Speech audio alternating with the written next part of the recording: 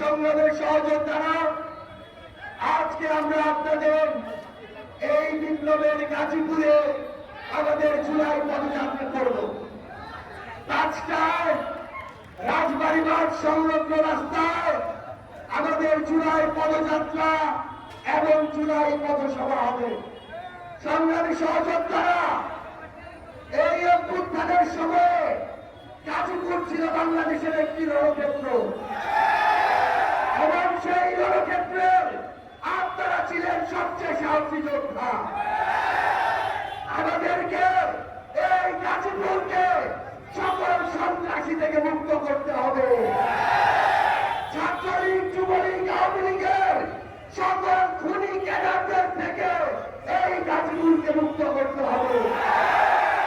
আপনারা স্পষ্ট করে আমাদের প্রশাসনকে আইন শৃঙ্খলা রক্ষাকারী বাহিনীকে বলতে চাই, অভ্যুত্থান পরবর্তী বাংলাদেশে আপনারা বাংলাদেশের জন্য কাজ করুন, জনগণের জন্য কাজ করুন।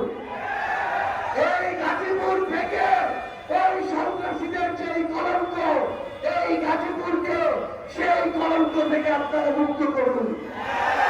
ছাত্রলীগ, যুবলীগ, আওয়ামী লীগের যে খুনিরা যাদের অবৈধ সাপ্লাই দেওয়া অস্ত্র নিয়ে আবার ছাত্র জনতাকে খুন করেছে, রক্তাক্ত করেছে, তাদেরকে অবিলম্বে গ্রেফতার করুন।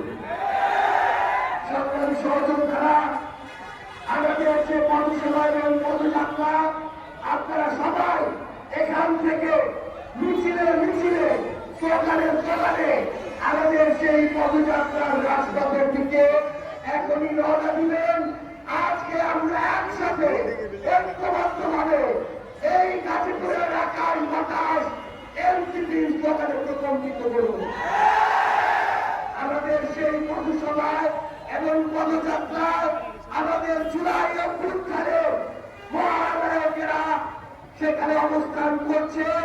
সেখানে রয়েছেন নাহিদ ইসলাম, আস্তাদ আব্দুল্লাহ, নাসির উদ্দিন পাটোয়ারি, সামন্তা শারমিন, ডক্টর তাসলিম জারা সহ অভ্যুত্থানের সামনের সারির সকল নায়কেরা সেখানে অবস্থান করছেন।